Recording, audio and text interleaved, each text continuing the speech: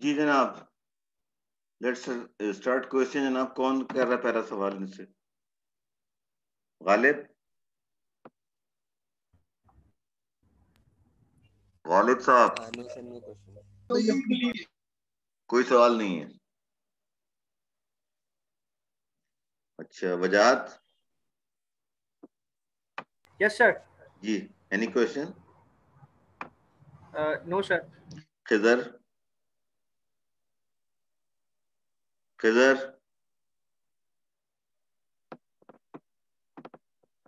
खिजर सलीम साहब भी नहीं है। सुनील, सर हूँ। सवाल सर मैं पूछ रहा हूँ आपसे, नहीं कोई सवाल है आपका? नो नो सर, क्वेश्चन नहीं है कोई। अच्छा, Usama. Okay no sir. Okay, agreement हो गया। You scratch my back, I will scratch your back. कोई एक दूसरे से सवाल नहीं करेगा। Okay, let's start with the numbering. जी, ग्रुप को बताइए क्या है आपका असेसमेंट जनाब? कहाँ से शुरू करूँ? पहला नाम तो मेरे सामने खिदर साहब का आ रहा है। खिदर साहब जरा ग्रुप के नंबर बताइए, इस प्रेजेंटेशन पे कितने नंबर दिए जाए इन्हें आउट ऑफ 5?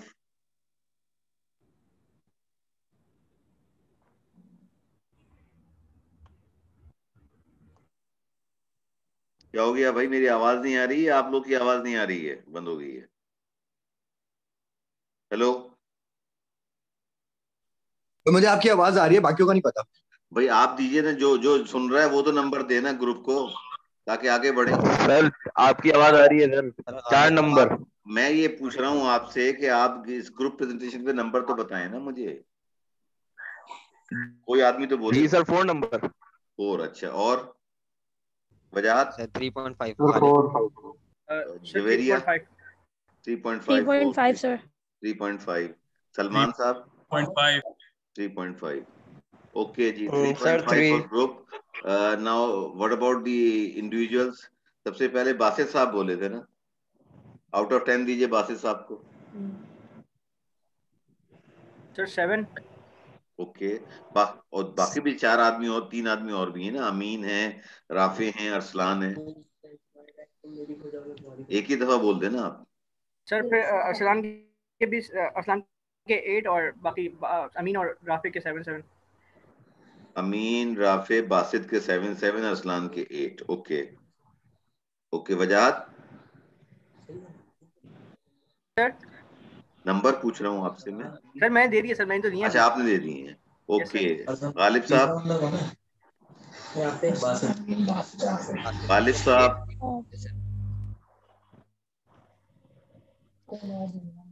गालिब सर साहब? अरसलान और राफे को 8, ऐसे चला गया। बाकी दोनों को 7। 2 को आपने 8 दिए, 2 को 7 दिए, ये कह रही हैं आप? जी सर। 8 किसको दिए आपने? अरसलान और राफे को। अरसलान और राफे को 8 और बाकी को आपने 7 दिए। ओके, हमाद? सर अरसलान को 8 और बाकी तीनों को 7। ओके, तो कंसेंसस जो है 8 और 7 का आ रहा है। ग्रुप के 3.5 नंबर हैं, तो ये हो जाएंगे 11.5 एंड 10.5। ओके जी, अब नेक्स्ट ग्रुप कौन सा है बताइए मुझे। नेक्स्ट प्रेजेंटेशन कौन सर सी हम लोग हैं लगाऊं? सर। नाम बताइए ना ग्रुप सर का। ये कम्युनिकेशन गालिब। गालिब वाला ग्रुप है। अच्छा, एक मिनट ठहरिए, मैं इसको बंद कर दूं।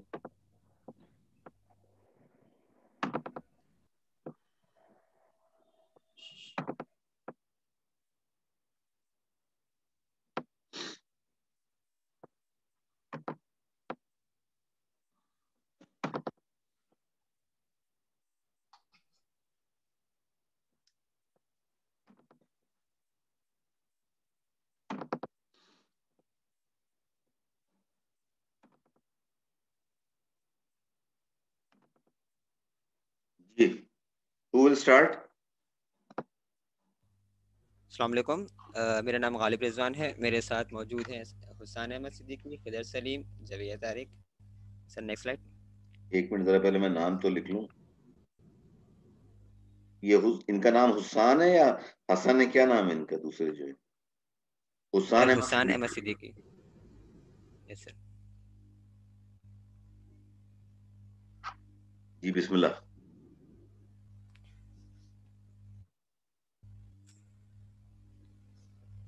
सर हमारा टॉपिक है sir communication and it's barriers. Sir next slide.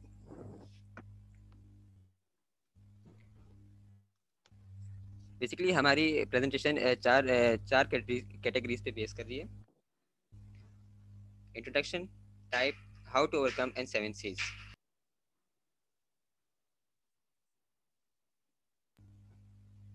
Next slide sir.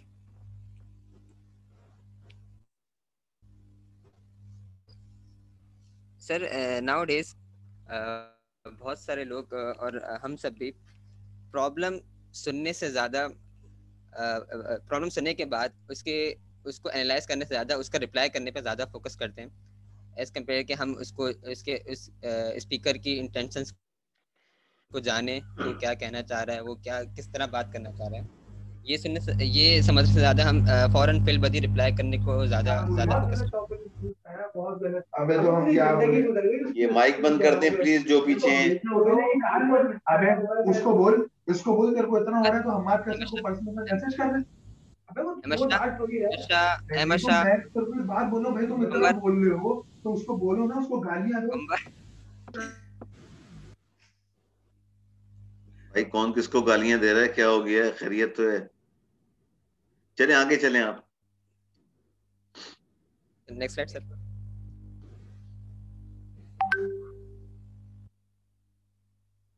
What is communication? Communication sir कोई भी स्टेटमेंट, कोई भी इंफॉर्मेशन या कोई भी एक ऐसी बात जो आपस में शेयर की जाए या कही जाए किसी भी प्लेटफॉर्म के थ्रू, उसको हम कम्युनिकेशन कहते हैं। बेसिकली इसके चार टाइप्स हैं। Sir next slide sir.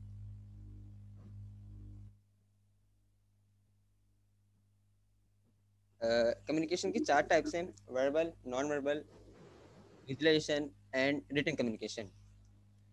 पहले हम वर्बल के ऊपर थोड़ी सी बात करते हैं। Sir next slide.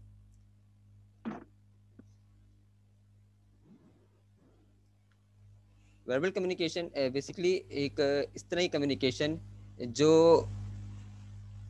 Non written हो, या आपस में कोई दो इंसान या दो से ज़्यादा कोई इंसान आपस में कोई बात कर रहे हो, उनकी उनकी लैंग्वेजेस, उनकी टोन, उनका वॉल्यूम, उनके रिदम और वो किसी भी तरीके से बात कर रहे हो, वो सब वर्बल कम्युनिकेशन में आता है सर। Sir next slide.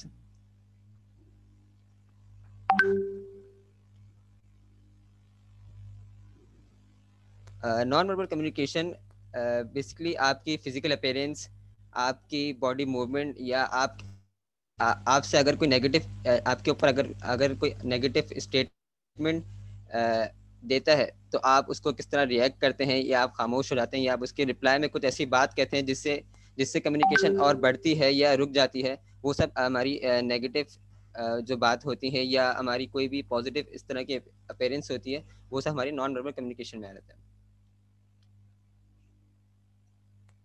आगे sir next slide.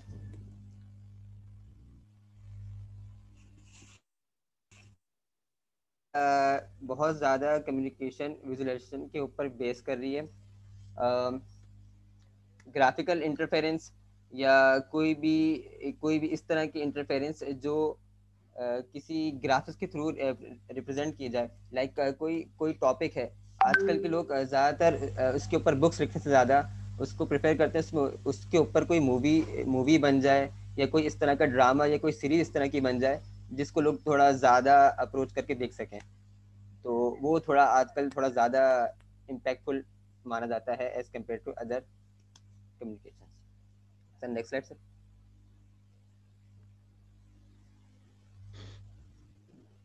Written communication basically ये रिटन कम्युनिकेशन थोड़ा सा कॉर्पोरेट सेक्टर की तरफ भी ये फील्ड थोड़ी ज़्यादा इन्हेंस है उस तरफ, क्योंकि ज़्यादातर कॉर्पोरेट सेक्टर में इस तरह के मामलात होते हैं कि वो रिटन ही किए जाते हैं। वर्बल कम्युनिकेशन इसके ऊपर ज़्यादा फोकस नहीं दी जाती वहाँ पे, क्योंकि उनको कोई रिकॉर्ड मेंटेन करना होता है या इस तरह के दूसरे मामलात होते हैं, जिसकी वजह से वो प्रेफर करते हैं कि वहाँ पे रिटन कम्युनिकेशन थोड़ी ज़्यादा की जाए।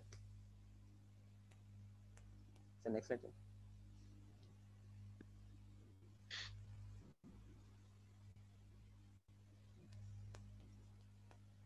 अब इसके बाद से यहाँ से सर हुसैन कंडक्ट। कौन करेगा? Sir Hussain Hussain ji please continue. Side change कर दूं, ये रखेंगे आप? सर ये इंट्रोडक्शन है, ये इसके बाद चेंज कर देगा अगर मैं बताऊं। जी प्लीज। बिस्मिल्लाहिर्रहमानिर्रहीम रब्बि इश्रह ली सदरी व यस्सिर ली अमरी वहलुल उक़दतम मिन लिसानी यफ़क़हू क़ौली। मैं सानिमा सिद्दीकी। आज मेरा प्रेजेंटेशन टॉपिक है communication barrier, introduction to communication barrier. Communication barrier can be defined as the aspect or conditions that interfere with effective exchange of ideas or thoughts. अच्छा, ये कम्युनिकेशन बैरियर इस तरह से होता है जैसे कि दो लोग आपस में कम्युनिकेट कर रहे हैं और उनके दरमियान कोई ऐसी तीसरी चीज आ जाए जो उनकी कम्युनिकेशन को रोक देती है, वो कहलाती है कम्युनिकेशन बैरियर। ये मुख्तलिफ काम की होती हैं, वो आम तरीके से मैं बताता हूँ। Sir next slide. Types of communication barrier: physical barrier, emotional barrier, psychological barrier, cultural barrier, organisational barrier और परसेप्शनल बैरियर। सबसे पहले आते हैं हम फिजिकल बैरियर पे। Sir next slide.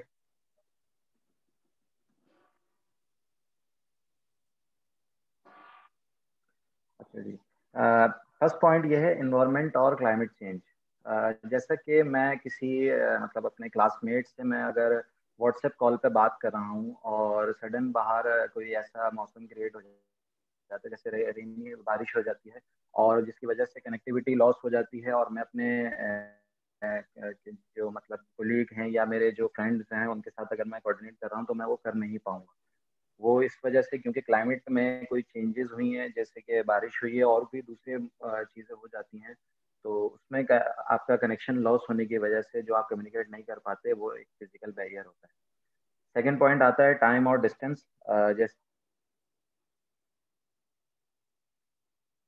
वो मेरी तरीके से नहीं समझ पाएगा, क्यों? क्योंकि हम दोनों के दरमियान डिस्टेंस थोड़ा ज़्यादा है।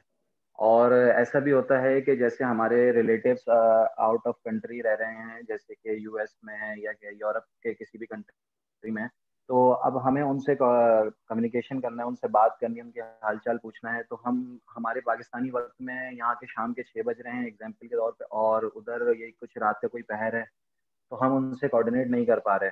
तो अब वो जो कोऑर्डिनेशन जो गैप आ रहा है वो किसकी वजह से आ रहा है? वो फिजिकल बैरियर की वजह से आ रहा है। अच्छा जी, थर्ड पॉइंट आ गया हमारा नॉइस। जैसे कि मैं अभी किसी भी फर्म में हूँ या फिर मैं किसी लैब में खड़ा हुआ हूँ और वहाँ कोई मशीन चल रही है और मुझे सडन किसी से बात करनी है, मैं किसी से कॉल पे बात करूँ या किसी कॉल आई है मेरे पास, तो मैं उससे कोऑर्डिनेट नहीं कर पा रहा, मैं उससे बात नहीं कर पा रहा। क्यों? क्योंकि मेरे पीछे से बहुत ज़्यादा शोर आ रहा है, शोर जिसकी वजह से मैं बात नहीं कर पा रहा। ये होते हैं हमारे फिजिकल बैरियर्स के 3 पॉइंट्स में, 3 मेजर पॉइंट्स होते हैं। नेक्स्ट आ गए sir, next slide, emotional barrier. अरे sorry, Javeria how to overcome बताएंगी सर पहले। Okay, how to overcome physical barrier. First point is least disturbing environment. सबसे पहले तो हमें ये चेक करना होगा कि environment में क्या चीज़ है जो सबसे हमें डिस्टर्ब कर रही है, या फिर हमें एक ऐसी जगह पे चले जाना चाहिए जहाँ पे environment least disturbing environment present हो, और वहाँ पे हमारी जो communication है उसकी वजह से सक्सेसफुली हो सकती है। Next point is violation and noise reduction. उसके अलावा कोई ऐसी जगह जहाँ पे नॉइज बहुत ज्यादा हो, जैसे अभी उस्तान ने बताया कि किसी इंडस्ट्री में कोई मशीन वगैरह चल रही है, तो उसको चाहिए कि वो एक ऐसी जगह पे चले जाए, बिल्कुल आउट ऑफ द साइट चले जाए, कि वहाँ पे उस नॉइज जो है उस मशीन की वहां तक ना पहुंचे, या फिर दूसरे रूम में चले जाए, उस रूम का दरवाजा बंद कर दे। तो इस तरीके से हम जो है नॉइज को ओवरकम कर सकते हैं, फिजिकल बैरियर को। Next point is reducing effect of time and space barrier.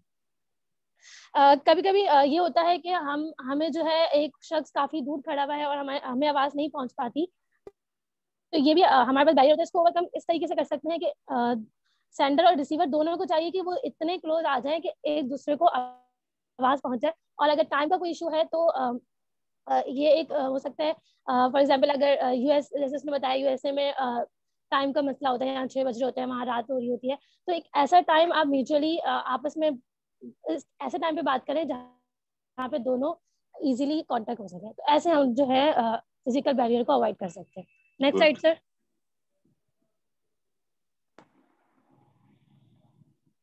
आसान कंटिन्यू। इमोशनल बैरियर, अच्छा जी, इमोशनल बैरियर का फर्स्ट पॉइंट है एंगर। जैसे कि मैं एक एग्जांपल देना चाहूँगा, हमारे यूनिवर्सिटी के ही हमारे डिपार्टमेंट के एक टीचर हैं, मैं नाम नहीं बताऊंगा, मगर खैर वो जब भी हम उनके पास जाते हैं तो वो गुस्से में रहते हैं। हम अच्छा। अगर उनसे कोई भी मतलब किसी भी टॉपिक पे हम बात करने जाए ना, तो वो हमें पलट के ना वो ऐसा जवाब देते हैं कि हम फिर सोचते हैं कि सर से तो बात ही नहीं करनी है, और अब सर गुस्से में रहते हैं तो छोड़ो, सर से बात करना ही फजूल है, खुद ही कर लेंगे, किसी और टीचर को देख लेते हैं। तो एंगर होने में यही होता है कि एक हर बंदे का इमोशनल बिहेवियर होता है, कोई खुशी में रहता है, कोई गमी में, ज्यादातर गुस्से में रहता है, कोई घर से मतलब किसी के घर में मामला खराब होते हैं तो वो आके ना स्टूडेंट्स पे निकाल देता है। तो ऐसा भी हो जाता है, तो इस वजह से हम सही तरीके से कम्युनिकेट नहीं कर पा रहे होते हैं, और जिसकी वजह से हम फिर उनसे कतराना शुरू कर देते हैं। अच्छा जी, एक तो ये शख्सियत थी कि जो गुस्से में रहती है। दूसरी आ गई प्राइड, जो बहुत ज्यादा मतलब खुशी में रहता है, मतलब खुश मिजाज है।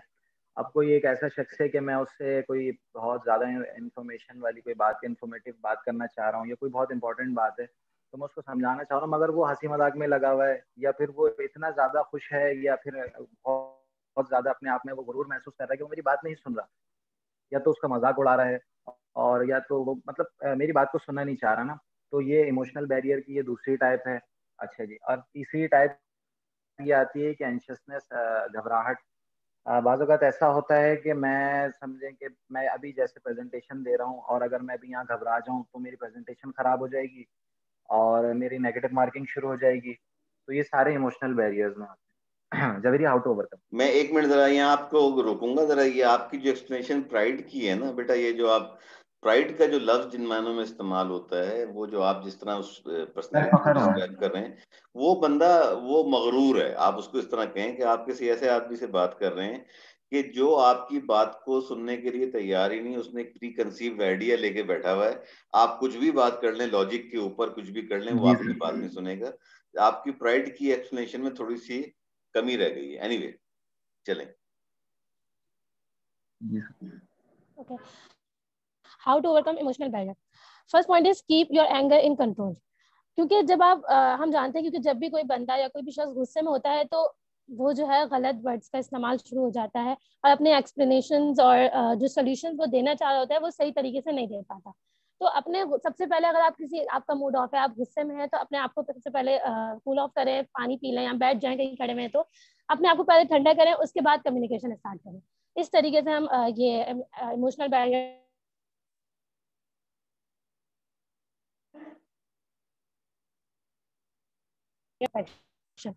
कुछ लोगों में ये होता है कि वो चाहते हैं कि वो हमेशा से फर्स्ट आए, अपने आप को हमेशा से जीते हैं। कोई गेम खेल रहा है तो मुझे फर्स्ट आना है, ये भी एक चीज होती है लोगों के अंदर। तो इसको भी ओवरकम करने के लिए उनको चाहिए कि अपने इम्परफेक्शंस को वो एक्सेप्ट करें कि हाँ, मेरे अंदर ये गलती है, कोई बात नहीं, मैं आगे से इसको अवॉइड करने की कोशिश करूंगा। तो इस तरीके से हम इमोशनल बैरियर को ओवरकम कर सकते हैं। Next point is relaxation technique. अगर आपको कोई स्ट्रेस है या फिर कोई एंग्जाइटी है, फॉर एग्जांपल कोई शख्स है जो कि स्पीच देने जा रहा है और वो नर्वस फील कर रहा है स्पीच देने से पहले, तो उसको चाहिए कि कुछ रिलैक्सेशन की एक्सरसाइजेस होती हैं, पहले वो परफॉर्म करे, और जब वो बिल्कुल रिलैक्स और फ्री हो जाए तो फिर जो है वो अपनी प्रेजेंटेशन स्टार्ट करे। इस तरीके से हम अपने इमोशनल बैरियर को ओवरकम कर सकते हैं। Next slide sir.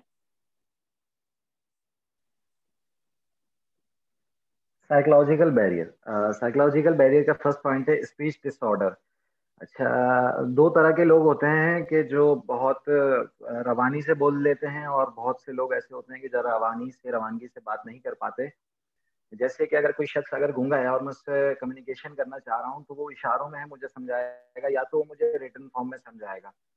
अगर रिटन फॉर्म से बहुत ज्यादा ही मतलब ये प्रोसीजर लंबा हो जाता है, क्योंकि हर वक्त सोचता है कि वो उसके पास ज्यादा टाइम है, बस इन शॉर्ट सब कुछ करना होता है। तो अगर कोई गूंगा है तो वो इशारों में बात समझा रहा होता है, और सामने समझने वाला इस बात को सही तरीके से समझ नहीं पाता। क्यों? क्योंकि वो उसकी लैंग्वेज नहीं जानता। अच्छा जी, एक तो ये हो गया। एक और इसी तरह की स्पीच डिसऑर्डर होता है कि एक शख्स है जो रुक रुक के बोलता है, जैसे हकलाते हैं लोग ना। अगर कोई जैसे प्रोफेशनल फर्म में है और वहाँ उसको अगर प्रेजेंटेशन देनी है, और वो उससे सीनियर्स जो ऑफिसर्स हैं वो बैठे हुए हैं, और वो उनके सामने कोई प्रेजेंटेशन दे रहा है, वो रुक रुक के दे रहा है, तो यहाँ उसकी नेगेटिव मार्किंग शुरू हो जाएगी। अच्छा जी, सेकंड पॉइंट आता है मेमोरी। साइकोलॉजिकल बैरियर का। मेमोरी इस तरह से कि बाज़ लोगों को भूलने की मतलब आदत होती है, वो कहीं पे काफ़ी चीज़ों में मतलब भूल जाते हैं। मैं जैसे कि मैं मेरे साथ हुआ था बचपन में, एक एग्जांपल कोट करूँगा। अम्मी ने कोई मुझे सामान लेने के लिए जनरल स्टोर भेजा और वो मैं भूल गया ना। अब वापस जब घर आया तो डाँट भी पड़ रही है, मार भी पड़ रही है। बाज़ औक़ात अम्मी फिर इस तरह से जब मेरा ज़्यादा होना शुरू हो गया तो अम्मी ने बोला, यार ये कुछ ज़्यादा ही बोलता है, फिर इसको लिख के दे दो चीज़। तो ये भी एक वो है साइकोलॉजिकल बैरियर। अच्छा जी, नेक्स्ट पॉइंट आता है हेयरिंग और विजन इम्पेयरमेंट। अच्छा, किसी शख्स की सुनने की समात कमज़ोर होती है, तो और जब हम उस तक कोई कम्युनिकेशन करते हैं, उससे कोई बात कर रहे होते हैं, वो काफ़ी अल्फाज वो सुन नहीं पाता है। तो जिसकी वजह से वो अपने माइंड में कोई दूसरी चीज़ क्रिएट कर लेता है, वो दूसरी तरफ सोचना शुरू कर देता है। अच्छा, और एक और चीज़ आती है विजन इम्पेयरमेंट, जैसे कि किसी की आँखों की बीनाई कमज़ोर होती है और उनको भी काफ़ी मतलब चीज़ों का सामना करना पड़ता है। जैसे कोई रिटन फॉर्म में कोई चीज़ है या दूर कोई चीज़ है, जैसे कि वो किसी बस स्टॉप पे खड़ा हुआ है और उसको पता है कि मुझे घर जाने मेरी ना मतलब घर जाने के लिए W11 इस्तेमाल होती है। तो वो जो W दिख रहा होगा उसको आगे का 11 नहीं दिख रहा होगा दूर से। जब वो ये चीज़ करीब आएगी तब जाके उसको दिखेगा। तो ये एक साइकोलॉजिकल बैरियर है। Javeria, how to overcome?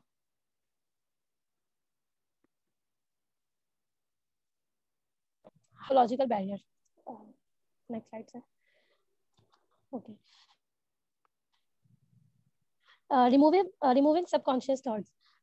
कभी कभी ये होता है कि हम अक्सर जो है नेगेटिव थॉट्स अपने माइंड में लेके आ जाते हैं और कुछ लोगों की जो बातें हैं वो हमें बुरी लगना शुरू हो जाती हैं, तो ये हमें जो है ना मेंटली डिस्टर्ब भी कर रही होती है। तो हमें सबसे पहले चाहिए कि हम जो है जो हमारे थॉट्स हमारे अंदर डेवलप हो रहे होते हैं, इनको हम रिमूव करें। अपने पहले अपने आप को फ्रेश करें, उसके बाद जो है इस तरीके से हम साइकोलॉजिकल बैरियर को अवॉइड कर सकते हैं।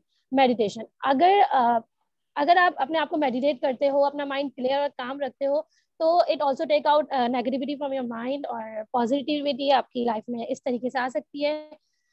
Next point is open minded. अगर आप ओपन माइंडेड इंसान हो तो फिर आपको कोई भी इंसान कोई भी सजेशन दे रहा हो या फिर कोई इंसान आपको क्रिटिसाइज कर रहा हो आपके वर्क को लेकर या फिर किसी और वजह से, तो अगर आप इस चीज को आप पॉजिटिव सेंस में ले रहे हो तो that is a good thing, और इस तरीके से हम साइकोलॉजिकल बैरियर को अवॉइड कर सकते हैं। उसके अलावा अगर मेमोरी लॉस अगर आपकी हो रही है, जैसे ने बताया कि आपकी मेमोरी लॉस हो जाती है, तो आप अपने साथ कोई एक छोटी सी आर्ट बुक रखो, उसमें अपना उसके अंदर आप अपना जो है वो पॉइंट्स लिखते रहो जो आप अगर आपको लगता है कि आप भूल जाओगे, तो ये अवॉइड ऐसा हो सकता है। अगर आपको हेयरिंग या विजन का कोई मसला है तो आप ग्लासेस यूज करो। हेयरिंग के लिए आपको पता है डिफरेंट मशीन्स आ चुकी हैं, वो हेयरिंग एड यूज करो। फॉर एग्जाम्पल अक्सर ये होता है बूढ़े लोगों में कि उनको सुनने का मसला होता है, तो उनके लिए या तो कोई अलार्म सेट करो कि अगर उनको मेडिसिन टाइम पे लेनी हो तो वो अलार्म उनके लगा दें या उनके पास कोई चिट लिख के रखनी चाहिए, ताकि ये जो हम लोग जो है साइकोलॉजिकल बैरियर को अवॉइड कर सके। Next side sir.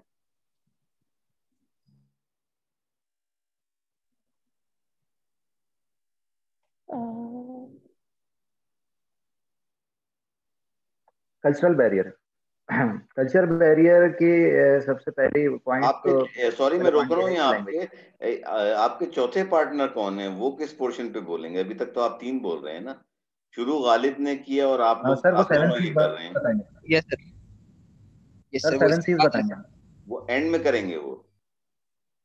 Ji sir. Yes okay, continue yes sir. Please. Cultural barrier का पहला पॉइंट है लैंग्वेज। अब हम जैसे कि हम कौमी सतह पर एक ज़बान को इस्तेमाल करते हैं, जैसे कि हमारी उर्दू लैंग्वेज है। अगर हम इंटीरियर एरियाज में जाएं पाकिस्तान के, जैसे कि इंटीरियर सिंध हो गया, बलूचिस्तान, KP के, पंजाब, तो वहाँ की अपनी अपनी इलाकाई ज़बान है।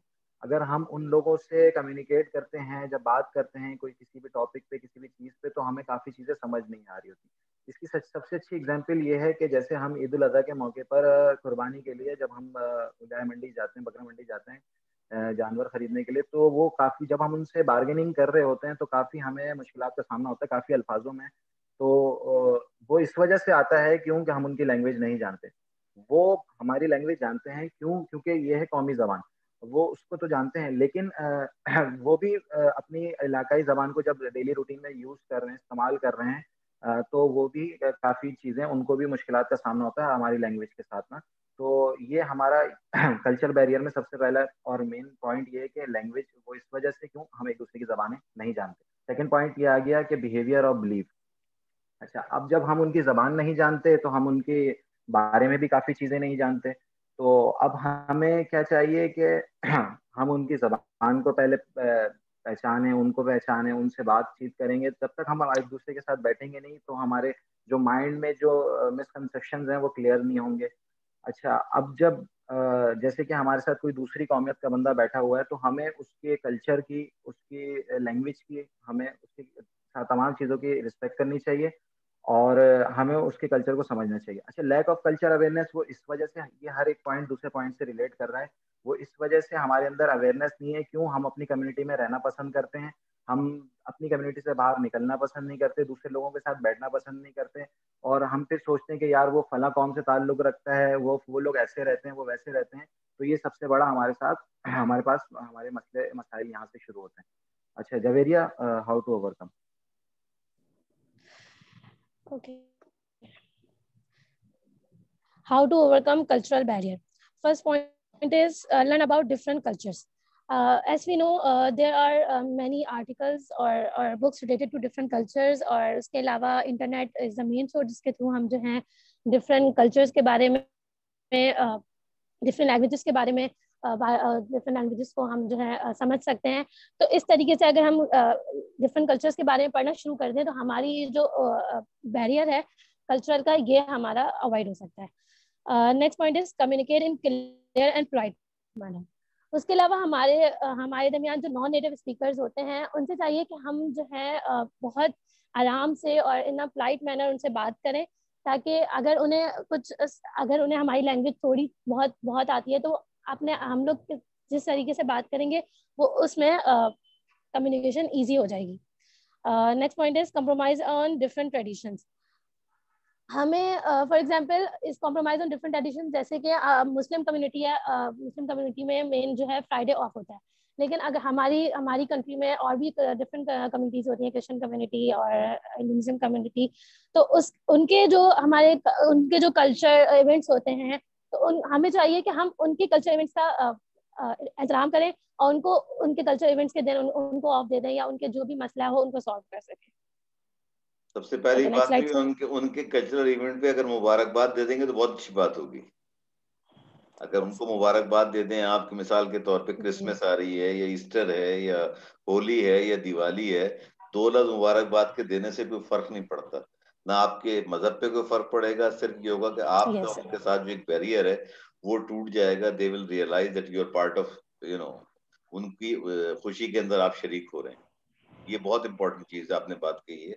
ये जो बात कही है ना कि उनके दूसरे के त्योहार को समझना, दूसरे के मजहबी त्योहार को समझना, वैसे इवेंट को समझना, इससे आपके दीन पे कोई फर्क नहीं पड़ता। अगर आप किसी को मैरी क्रिसमस कह देते हैं तो आपके इस्लाम पे कोई फर्क नहीं पड़ेगा। क्रिसमस के दिन अगर आप किसी अपने क्रिश्चियन कुलीग को या दोस्त को या आपका कोई सुपर काम कर रहा है उसको अगर आप कहते हैं मैरी क्रिसमस तो कुछ नहीं फर्क पड़ता, आपका वहीं रहेगा वो। लेकिन हाँ, उसके दिल में आपके लिए एहतराम बढ़ जाएगा। चलें आगे चलें।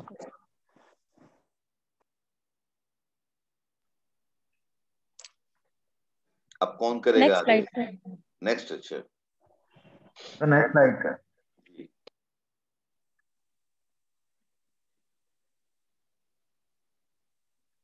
Organisational barrier.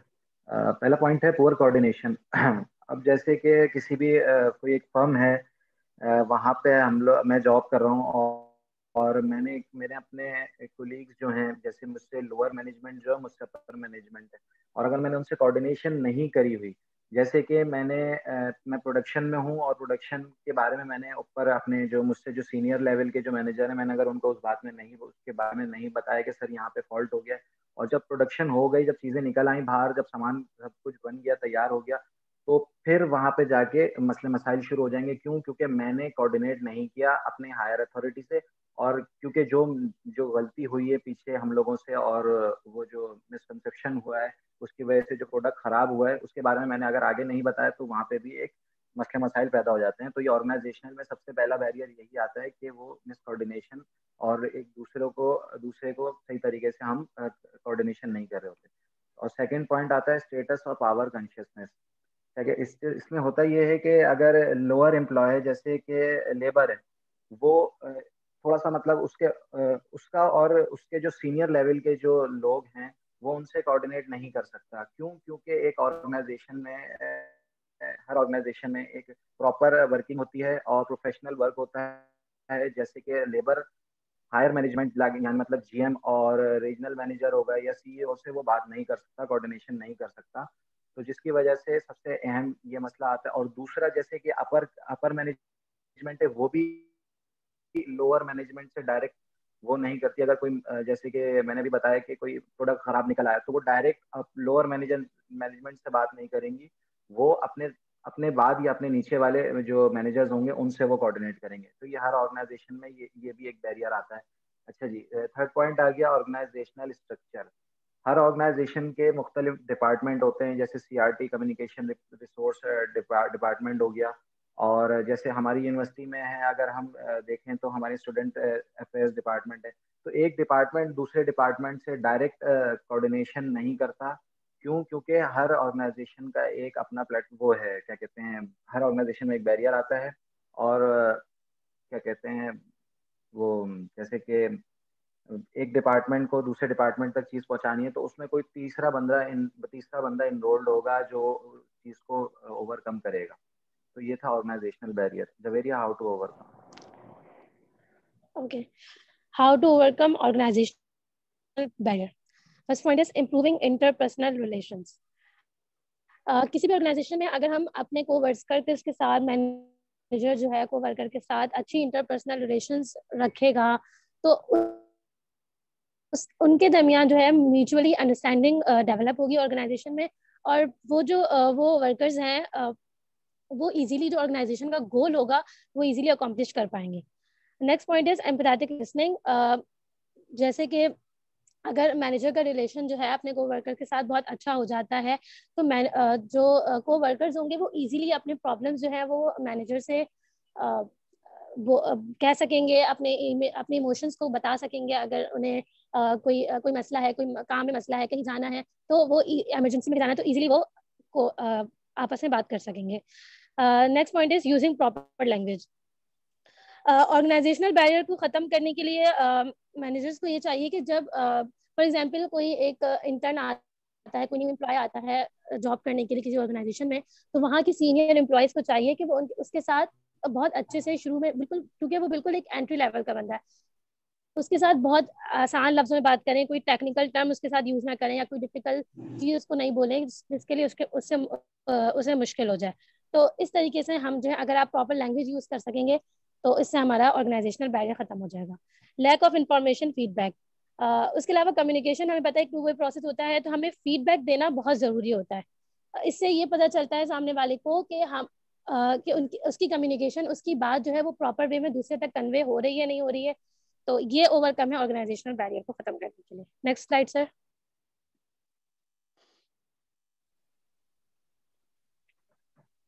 Perceptual barrier. First point है परसेप्चुअल फिल्टर्स।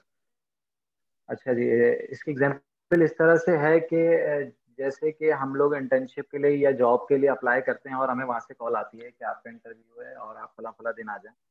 तो अब जो हम लोग जैसे कि न्यू ग्रेजुएट हैं, हम लोगों के अंदर काफी मतलब इस तरह से डर होता है कि पता नहीं क्या होगा इंटरव्यू में। और हम लोग अपने दिमाग में एक पता नहीं अजीब अजीब से ना सवालात खुद ही बना लेते हैं कि यार वो इस तरह से होगा, वो ये पूछेंगे, वो पूछेंगे, ये मुझे याद नहीं होगा, वो पता नहीं क्या करेंगे। तो ये परसेप्शनल फिल्टर का ये है कि हम लोगों के अंदर ये सबसे पहले अपने अपने दिमाग में एक चीज क्रिएट कर लेते हैं जिसकी वजह से हमें मुश्किलात का सामना होता है। अच्छा जी, सेकंड पॉइंट आ गया ट्रिगर एंड क्यूज। जैसे कि हम अब वहाँ पर क्या कहते हैं ऑर्गेनाइजेशन में या किसी भी इंडस्ट्री में हम जॉब के लिए गए हैं, वहाँ पे हमारा बॉडी लैंग्वेज, हमारी बॉडी लैंग्वेज, हमारे बात करने का अंदाज, हमारा वॉल्यूम जो हम जिसमें उनको रिप्लाई कर रहे हैं। अब जैसे कि मैं उनको गलत अंदाज में जवाब दे रहा हूँ और मैं पैर पे पैर रख के बैठा हुआ हूँ और मैं उनसे मतलब बहुत खराब तरीके से बात कर रहा हूँ, तो ये सारी ट्रिगर एंड क्यूज और ये परसेप्चुअल बैरियर भी आता है कि अगर मैं इस तरह से कर रहा हूँ तो यहाँ मेरी नेगेटिविटी शो हो रही है, और अगर मैं उनको पॉजिटिव रिस्पॉन्स दे रहा हूँ तो वहाँ मेरी पॉजिटिविटी शो हो रही है। Javeria, how to overcome?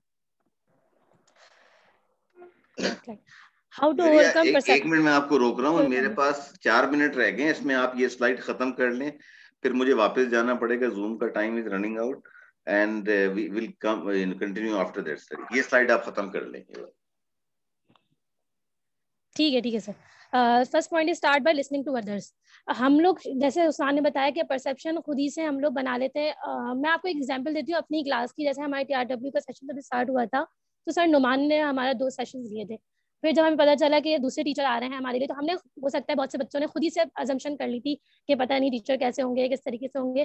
तो जब तक हमने अपने टीचर की उनकी सेशन नहीं लिए, उनके मीटिंग हमने नहीं ली, क्लास अटेंड नहीं करी, जब तक हमें आइडिया नहीं हुआ कि टीचर कैसे। जब तक आप दूसरे को सुनेंगे नहीं, उस वक्त तक आप जो है परसेप्शन क्रिएट मत करें। ये एक ओवरकम है। Next point is clarify if there is confusion.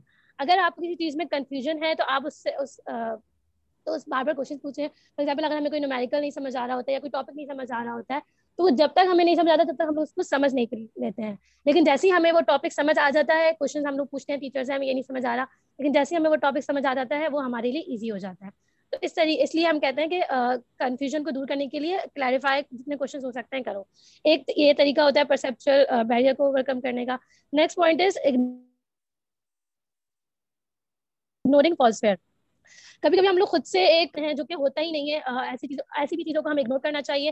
And the next point is examine and improve body language in any interpersonal interaction. ये बात बहुत इंपॉर्टेंट है कि हम अपनी और सामने वाले की बॉडी लैंग्वेज को कैसे एग्जामाइन करते हैं।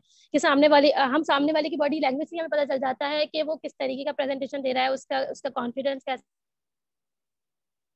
इससे हमारी कम्युनिकेशन में इजी हो जाता है। तो ये परसेप्चुअल बैरियर है जिसे हम इस तरीके से ओवरकम कर सकते हैं। अच्छा, ये बताइए इसके बाद कितनी स्लाइड्स और हैं आप लोगों की? सर इसके बाद सिर्फ खिजर रह गए हैं, 7 C's, वो आपको डिफाइन क्योंकि करने देखें ना, अभी हैं। 2 मिनट में तो कुछ नहीं हो सकता ना, तो मैं यहाँ पे रुक रहा हूँ। मैं इसको दोबारा ये वीडियो सेव करके वापस आता हूँ, यही तरीका हो सकता है ना।